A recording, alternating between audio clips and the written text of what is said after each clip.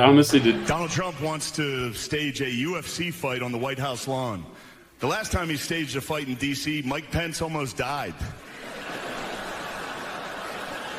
All right.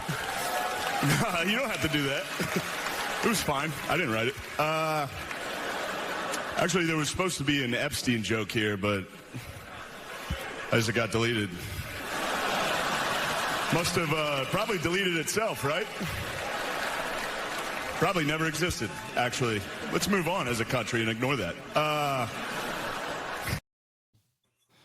And we're back for the second half of this week's Pass the Rock. Oh, we're not reading the list. No, not at this time. Oh, okay. I have it on my desk. Yeah. I got CC'd. But we'll. I bet YouTube is gonna flag that and not let me have it up. But we'll see. I mean, that just happened like a couple hours ago. So. Well, let's test their systems. If anything, we should be rewarded for helping them product test. But anyways, we're back. We're here to talk some hoopity hoops. The hoops, baby. So for that, we're going to immediately hand this thing off to Bethke. Yeah, and I could be like Shane Gillis and use a really crude term that people are calling or using for themselves when it comes to Cooper Flagg and the fandom. But we're gonna keep that one on the cyber streets. Flag capital of the world here in Dallas. Yeah, we're telling you. So 2 games, not bad. Ugly shooting in game 1. He's also being the point guard more or less in these roles in these 2 games. Super incredible athlete. All that stuff shows. Second game looks great. They shut him down as a result. Really, nothing. I mean, it's weird. Like, obviously, it's just not what he's going to be doing in the NBA, and it's good to get them to like some like intermediate speed of size of the game. But like, I just mean the players he's playing with. Mm-hmm. Like, there's a lot. I wish we could have less concern with player injury, because I actually would have liked to see Cooper finish the summer league. He's a very talented player, and Wemby is one I understood. There's going to be certain players I understand. Paulo Banchero is another guy. I think he should. Well, Paulo Banchero might have just been already good enough by the one game he played. I don't even know. Where did he come out of? Duke. Oh yeah. Okay. I was gonna say, 'cause I feel like if you're coming from another country, you might have just played a full season or whatever, you know. Yeah, no. Paulo is ethnic in name, American, or non-American by name, I guess, depending on how you want to look at that traditional stance. But... See, I have a problem with the word. Let's get into this. I have a problem with people using the word American. I mean, people from the United States of America, because the entire Western Hemisphere is America. True. No, hang out with some Canadians and they'll just be like talking about America, and you're like, my president won't stand for that. No. So yeah, Cooper Flagg played well. I do wish that he would have been able to play a little bit more. I think guys that are built in his vein seem to be a little bit smarter, seem to be able to keep themselves from like injury. Like, I don't know, guys used to be able to play through summer league. Like, if he knows how to play ball to the level of his opponent. It's also just like summer league's not for him. It kind of is, though, because I think Cooper Flagg really hasn't been like, we haven't really talked about Cooper Flagg's negatives as much because the positives are so crazy. It's just like LeBron is a prospect in a lot of ways where it's nitpicky, but there's still concerns and still things that's like maybe could affect the top end version of Cooper Flagg. Yeah, but I mean, he's going to go through a full training camp, whatever they call it, preseason. Yeah, no, I think he's one of those guys. In my head, at least, the summer league is going to be for guys who are either second round draft picks or still trying to break through the G League to the NBA. And I think that's probably the best argument for it is that it's giving other guys the chance to make the rosters, or make other rosters that are important, because they could be a step away from making another roster, whatever it is. I think like I said, you don't. Cooper's not really playing how he'll be playing in the NBA with the people around him, and like you're asking him to do some things that. I disagree. I think this is just them trying to preview what Cooper could potentially do down the line and where he's at today.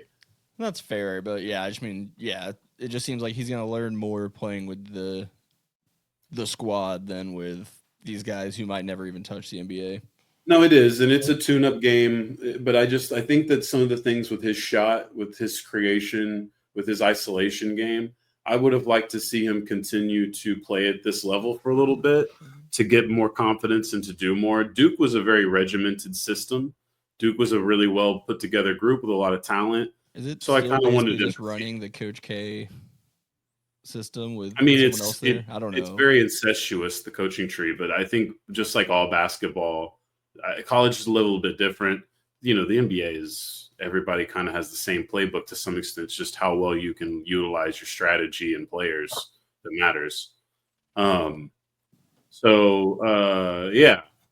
Cooper Flagg, not bad, but shut down already. So that's the normal thing also. So if anyone's freaked out about that, that's extremely normal. If anything, he didn't get shut down after game one because it was just a bad shooting night, even though I think they ended up coming back and beating the Lakers in the last second of that game or something. I don't know. The whole thing about that, at least nationally, was Bronny versus Cooper Flagg, which didn't disappoint No, as far as that's probably the highest entertainment you can get out of a summer league from Bronny looked really good, the and casual fan standpoint. he has for the most part from what I've seen. So I mean that's important. That in playing off of Luka would be a great opportunity for him to get some minutes this year and really thrive if he can knock down those threes. Can't wait for the NBA Finals where Bronny, Luka, DeAndre Ayton, and then whoever the fifth guy is going to be. Not Bradley Beal. No, that's actually I guess we didn't have that on the rundown because it just happened today. And I actually think we already knew that was kind of happening going into last week, but Suns decided to just eat the money, throw him. Does he get all 50 whatever million? So yeah, he's gonna recoup essentially that money, but how they do it is they allow you to work out your new deal, aka with the Clippers, 11 and then you million, 2 report years. back to them how much you made, and then they just pay you the difference. Okay, so he still does get that contract, but I didn't know how much that's guaranteed. I don't know how the NBA guarantees money or not. Well, it depends on the contract, but in his case, yes, that would be the Big Daddy contract for sure. That's crazy. So yeah, that was what happened. Beal is now a Clipper. Pretty predictable. I definitely think he had two choices, and it was the Lakers and the Clippers. I think he's getting that LA post-retirement house ready. You know what I mean? But I think for the Lakers, there's not a starting job there with Austin Reeves. Maybe you could argue that you could start him and then have Austin Reeves come off the bench and blah, blah, blah. But then you're looking at adding another defensiveless kind of guard wing type. And I think the Lakers don't need that right now. So for the Clippers, it's easy. It makes sense. They've got the team around him. He gets the starting job. Should be an easy place for Brad Beal to rehab his image and basketball career, should he accept the challenge.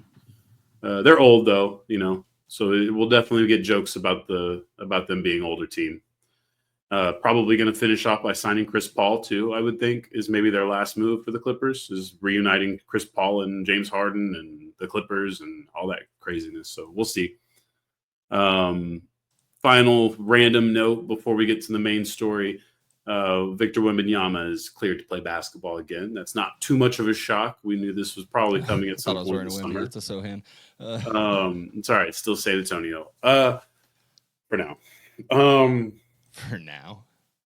For Sohan or for San Antonio? For Sohan. No, he'll be there for a while. Yeah, I mean, no, you got to share with Austin for the foreseeable future, but they're sticking to San Antonio. The Wemby thing seems fun. He's just doing side quests. You know what I mean? This is kind of the fun part of when you get a young player is now that their obligation is less to the PR of being a new face of the franchise or the new big name in the NBA, especially unfortunately with the injury situation he was going through. The opportunity is present to do side missions. And just like Kareem Abdul-Jabbar and all these other guys other big men before him, Bill Walton, he went on a spiritual journey, went through China. Where was he at? Do you have any quick answers to all the places Wemby would have been spotted? We saw him at the Great Wall. Yeah, so he would have been. Which, we saw him at a temple, I think, that's if I'm not real mistaken. Specific place. Shaved the head. Temple in, I'm going to pronounce this wrong, Zhengzhou, China. Shengshu. Mm-hmm. He became a Krishna. So that region of China is, I'm trying to figure out where It's south of Beijing. It's more of like central China, but on the east side. And now he's Comrade Wemby. Between Beijing and Wuhan. Got you. Those are the two Chinese cities that most people have heard of. Right. What's this? Why do we know the second one, dude? Is there anything that? Because that's where Fauci created and leaked the coronavirus, the novel coronavirus. The China virus was created in Wuhan. Wuhan. Yeah. So we saw him do that, and then recently, even past that, I figured he's going to be okay and cleared to play when I saw a video of him attempting a bicycle kick. Yeah, that was the first good sign for sure. And I wonder how the Spurs felt about that. I feel like they kind of just had to swallow their tongue on that one, but it couldn't have been an easy job. Like I've seen Dirk, or I've never seen the video, but I've heard of Dirk doing that during his career too at like a celebrity soccer game. So, I mean, more power to him. Either way, San Antonio looking like an interesting team, looking like a team that's still unsure of itself via some of the moves they made this season. They're at least being a little more interesting. safe than either they're Giannis hunting or they're playing it safe until they figure out what they have in their deck, which is probably the most likely options. They just have a lot of young guys that they need to probably be a little more sure on before they start moving around. But the big story for this week is a continuation of what you guys did a couple weeks back with the Pablo Torre show. We're some Pablo Torre fans, and we found out. Obviously, go watch the episode. It's very impressive. It's definitely one of their longer ones, one of their funnier ones by far. It's not a definitive answer to the gambling issue in all of sports or even just the NBA. But it's definitely an interesting one nonetheless. This is concerning Malik Beasley. It's concerning a Twitter account that teased Malik Beasley as the next person to come out in the line of Jonte Porter and Terry Rozier. Terry Rozier, through the process of this, we find out, has not actually been cleared as it was reported by Shams Charania. So Terry Rozier is still involved in whatever this investigation is. The Twitter account ends up being a part of a brother to a high stakes bookie in New York and potentially bookie, we should say. Either way, there's a lot of evidence making Malik Beasley look like he's got a very unfortunate set of decision-making skills and habits. It was super interesting to learn from the Pablo video that there was someone the day that Terry Rozier news came out that was already knew Malik Beasley's going down soon too, and people obviously did not believe that. Yeah. So I think it was pretty funny. There's not a lot else to go on. The only other thing I think we found out was that his parents are all famous for the most, or semi-famous, especially his grandpa. They're moderately successful actors you've never heard of, which is not a bad place to be. Yeah, and honestly, the grandpa is, if you're a millennial sports fan, you probably have watched quite a bit of movies and stuff that he's been in, because it was Rudy and the Mighty Ducks. Yeah. And as soon as you see it, I think I also remember him being in this like really ridiculous show called Everwood. Oh, I remember Everwood. Yeah. With the kid who played piano. Yeah. And the dad and the son that had beef. It was classic CW or WB era. Yeah, I think it was WB before the CW. Yeah. I always forget fucking Jesse Smollett was in Mighty Ducks. Oh shit, you're right. Oh, what? It's an awesome cast. Whoa. No way, was he really? Yeah. Damn. He played. Juicy. He played. Damn. 1 minute. I just had it. I was trying to find the Malik Beasley's granddad. John Beasley. John Mr. Beasley. Hall. Yeah. Right. So what were so I remember the Porter Jr. stuff was all, it got flagged for people betting unders and him going out there. Jonte? Yeah. So Jonte was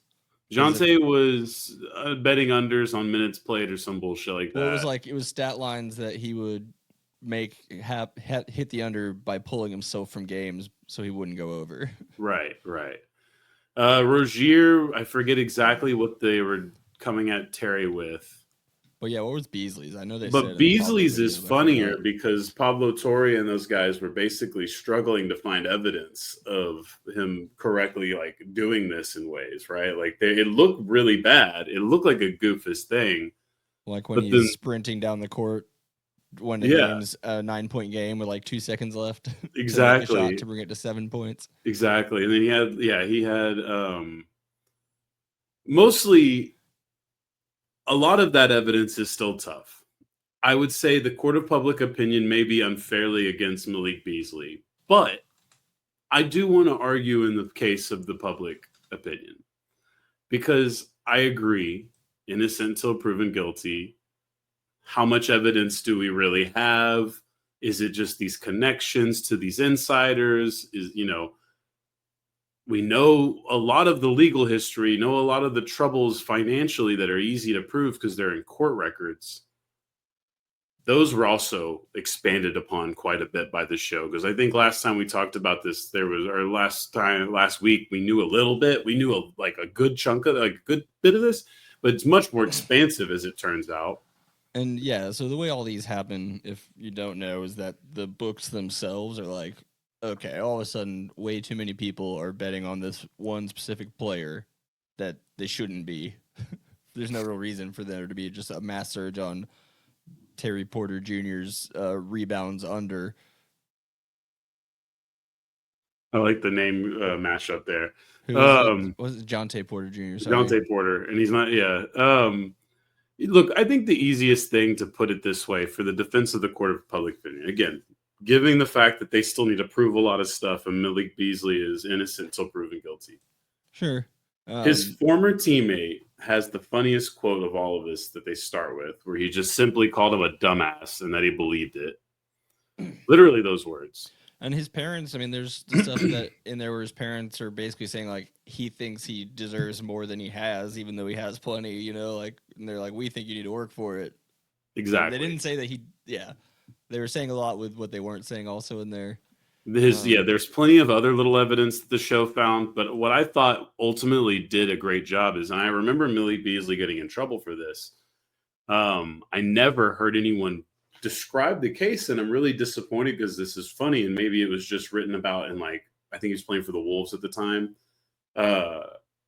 Maybe it was written by a Wolves blogger and only really got traction within that fan base.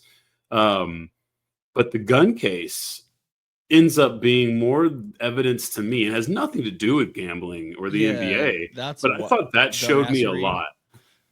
Yeah, where he was upset by people parking outside of his house, and he threatened them, and then eventually went outside with a gun and threatened them, right? So, yeah, Malik Beasley was put on a list of touring, really nice homes in the Minnesota area, which is something that a niche group of people do. I'm sure it's probably wealthier people. I'm sure they probably pay a decent amount to go do this goofy-ass tour. Can pretty much only be athletes, right? It's a pretty uppity-ass thing to go do. No, there's plenty of rich people in this world. In Minnesota? Specifically, is what I'm thinking. There's rich people everywhere you look. I know this is a big deal, obviously. They just hide in mountains and trees. California, New York, California, New York, Florida. Obviously, this is a bigger market for these kind of tours. Yeah, they can just be like Rex Tillerson and buy small suburbs of major cities like Fort Worth and,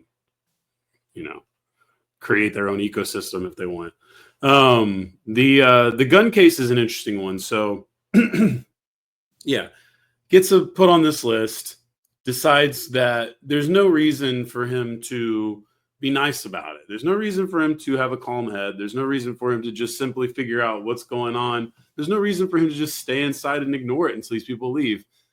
It seems as if, because the tour could not go through his house, he had roped it off or whatever, that they were trying to figure out what was up. Maybe they called him. Maybe they called a representative. Maybe they tried to still get in any way they could. Or maybe they simply saw the tape and realized, okay, fuck it. We need to figure out the next place already. However long it took, he came out with a rifle. And I don't know that they didn't specifically say it, but you kind of feel like he tapped on the window with the butt of the gun. I mean, whatever it was, he was outside with the gun and that's not something it's not inviting.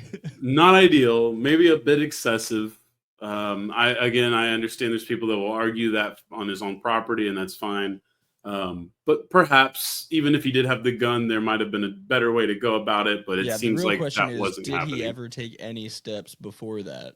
Right? Yeah. Not to say that what he did is okay or whatever, not to condone it, but I can understand if he's gone through weeks, months of trying to do this the right way. I don't know. And legally, that's why it can be tough for people to actually use that right of theirs, because bearing arms means different things in different states.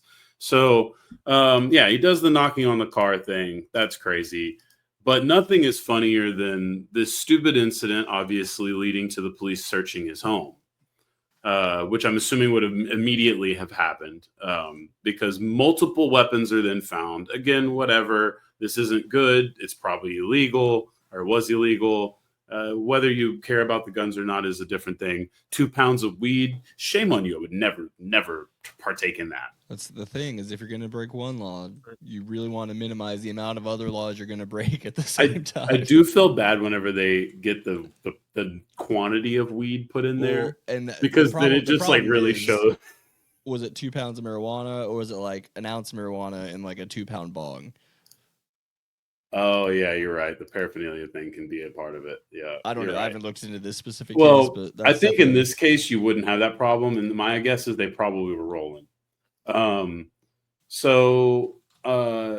notebook titled "Trap" that had smoking weed rules, and I don't mean smoking. I didn't say it. Doesn't mean it says trap like smoking weed rules. Not rules with a Z. It is the rules for smoking weed, which I love that they used the whole notebook for. I wonder just how long, how big, or whatever it is. But one of the rules being that if you smoke without Malik there, then you gotta put $1 in the weed jar. That seems like a pretty good deal. No, that whole, like, outside of the gun part, it sounds like Malik Beasley's house could have been a really cool setting for a Seth Rogen film. And look, and I'm not trying to pretend like that's not uncommon of many NBA players. It's just like, if you didn't do the part where you tapped on the window with the gun initially, maybe from a doorway you yelled for them to leave. I don't know. Maybe you escalate it in any other way, and then your right to bear arms is exercised. But starting with it, definitely not a great idea. So anyway, that one that was pretty much what I thought highlighted Malik Beasley. Other than that, it was, I think, just adding on to all the different people who are suing him. One of the guns was confirmed as stolen, and that's always stolen gun is definitely no that's bueno. the red tape you don't want to deal with. Yeah, I mean, because there's only like really 1-2 reasons to own a stolen gun, right? Either you unluckily bought it off of someone else, or yeah, I guess that's fair. I mean, however you bought it off of someone, I guess, is a different one. But you buy it. What are you buying a stolen gun for? Well, how do you? I'm saying I guess it's stolen. You would accidentally, or you would be apprehending, or it would be someone buying a gun that's not allowed to, like a felon. Yeah. So either way, the black market will always exist to some extent. It's just funny because when you're someone of that much wealth, truly what nefarious activity do you need? The whole John Morant thing. Yeah. Well, true. Is it a lifestyle? Do you think this is actually protection? Because, like, no offense, and this is obviously not saying this is what Malik Beasley did, but it sounds like more or less you're trying to have the easy ability to kill somebody and sort of get away with it, or attempt to get away with it. So that's all. Like, if you just go into it's like, just buy the legal shit. If people might think that person doesn't exist, but let me tell you, if you come live in North Texas for a while, there's a lot of people who really want the opportunity to kill people for some reason.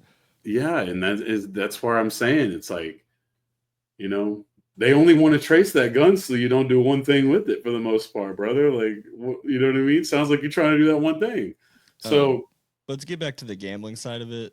I thought this was interesting because, like, right around the same time, and this goes way underreported basically because it's baseball, but the Guardians have a pitcher who's on basically indefinite suspension while an investigation is happening. it was initially announced without any explanation, but everyone's like, this has only ever happened for gambling stuff, so that's probably what it is. And guess what? So Luis Ortiz, who's a pitcher for the Guardians, Cleveland's baseball team, used to be the Indians. There's pretty much 2 specific pitches they're looking at where all of a sudden, because some baseball sites or gambling sites offer prop bets on like the first pitch of an inning, what it's going to be. And so there's 2 of his where all of a sudden people were putting a lot of money on it either being a ball or it hits a guy. And you look at the 2 pitches and it's like there's no reason for him. Like, he very clearly threw that pitch intentionally to hit the prop bet. Yeah, I think I saw that clip surfacing. And so that's another. These guys, they're dumb for doing it, and they're dumb for not realizing that the books will turn you in the minute they figure this out. Again, this is why I don't adhere to the thing that we have to prop up athletes. They have to be smart to be great at what they do. They have to be smart also to not get caught doing stupid shit like this and just be better humans. Like, you can be great at a sport and also like develop as a functioning human being with a brain. I don't know if y'all heard the clip of Scotty Scheffler. Within the last week was the stuff for the U.S. Open press or the Open press, whichever it is, where he was talking about like, yeah, winning's great. He's like, but it's weird to dedicate my entire life for like 2 seconds of feeling good, because he's like, then I got to go get dinner. I got to go home to my family, and there's all that. No, really, I'll try to find it and send it to y'all. Everyone else look it up. It's a really interesting and potentially like super mature thing for a 29-year-old to have come to terms with. No, and I think that actually there's a lot of zen in that, like mythology of boring for athletes. Yeah. Because I think they understand. Kevin Durant is one of the most boring human beings on the planet, and maybe the best scorer of all time. See, but I think KD lives an interesting life. I just think it's well, I just mean like it's tough because I think most people his age would be married, they would settle down, and he's chosen to live a very independent life. Yeah, basketball is his. He's just a real hooper, man. And Harden similarly, he just likes to spend money on strippers, but he's not like beating them up that we know of. So Harden might be about that lifestyle for sure. He really loves that. No, not that. I meant the lifestyle, what he's into. Money. The Lil Wayne got money lifestyle. He's got money lifestyle. He's got a lot of it. Like, he's done well for himself, especially in China, bro. Like, he's a big deal. His coaching tree of professional women in the workplace that he's gotten through college. Yeah, he could probably build he could run for president. That could be his cabinet. Do you think whenever you're like a VIP, do you think like you just give them a set amount and then they just like make sure to have like stacks of hundreds or ones for you there when you get there? I can't imagine I can't imagine the logistics behind being a real strip. Actually, no, because I think Juicy J made sure that ante was upped whenever we were in college, because it's the big face hundreds. You don't just throw one; you throw big face hundreds now. What is a big face 100? It's just $100 bill. Oh, okay, I didn't know if they like changed the 100, and I didn't know. No, maybe that is a reference to that. I think it's just what he says is a big face hundreds. But yeah, sports gambling. Nothing they can do about it. I don't know if you want to talk about the W expansion at all. Yeah, that one's simple and easy. So they went to 13 this year with the Golden State Valkyrie. They're going to 15 next year with the Toronto Tempo and the Portland Fire. We just learned that the Portland Fire is a thing. I mean, there it is. We have Cleveland, Detroit, and Philadelphia to come along in the consecutive years after that. And Philadelphia is, I think, the most interesting in terms of, if you look at the reaction that we've heard from a lot of players about how the league is and how they're treated by fans and stuff. Philadelphia is going to be an interesting test case to see. Well, I think the choices themselves were interesting. It seems like they're still trying to keep travel easy, which was what felt like the focus of this was. And I imagine they're trying to keep it as in line with NBA cities as they can also. Yes and no. I mean, I don't think there's too many places to go where the NBA isn't, especially since they're basically Yeah, but is Nashville a place for basketball on either side? I don't think so, really. It's the home of Nashville. bachelorette parties, man. I think that No, I don't think. think I there's a think market for white a good people you go there. to Nashville to get away from things that don't make them feel white. I don't know. Never mind. Nashville. Nashville is a nice city. I enjoyed it. It's fine. Vanderbilt's a very old, interesting place. But yeah, I mean, I felt like I had to order mayonnaise on all my meals there just to make sure people didn't think I was a sellout or anything. That's fine. It's just the way that culturally we act sometimes. We find little hubs and we're like, oh, look, this is my cultural hub. Southern white people have just decided that that's Nashville, probably because of country music. It's mostly Bad girls. country music. Go to Memphis. It's much more fun. Better music. Houston. More No, cocaine. Houston. Huh? Said more cocaine. Yeah. Yeah, well, no Houston was a shocker, I thought. No, Houston was unfortunate, but it felt like, again, that was a choice to acknowledge that, Dallas is already kind of out in the beaten path when it comes to the way the rest of the teams are set up around the league. I mean, that's kind of the case in every pro sport. Yeah, but I mean, at least you have, Oklahoma now with basketball. You have Louisiana typically with, there's some stuff that's similar, that's close. With the W, it's Atlanta and Phoenix. Yeah. Something like that. So it's really not close. So yeah, I would just say that might have been a part of the thinking, that maybe there isn't two needed, but I know Houston it's a huge miss on a city that I do think, for better or for worse, we shit on them plenty for their baseball team, but I mean, it's a top 7-6 market. Yeah, big market, And big Connecticut market. has a team. Come on. Well, Connecticut, that was what I was going to say a little bit earlier. Connecticut will not continue to be Connecticut. They may be Connecticut in name, but they should be the Boston Sun. New England, at least. That almost seems to be certain that they will be. Yeah, you're right. The New England Sun is probably what they'll do. And they'll be playing at the Boston Garden. I think that's actually a certainty. Maybe it's already done. Can't get them to build one in Foxborough. No, I don't think they're doing the Foxborough Stadium. But basketball is a better sport to have in an urban center where more people can get to it regularly. That's why our Dallas Wings being relocated out of the suburbs more or less and then put into the city proper as they're revitalizing the most connector. Profitable sports franchise in all of the world is in Arlington, Texas. So the least profitable? The most. Oh, the most. Yeah. No, I feel you, but that's a different setup, right? Obviously. There is a really big opportunity for the Dallas Wings because a part of what they're rebuilding with the arena they're going to be playing in is basically this giant economic project that the city is hoping will connect South Dallas to Dallas downtown proper and bring both of these parts to life, which if you are a local here, you'll understand.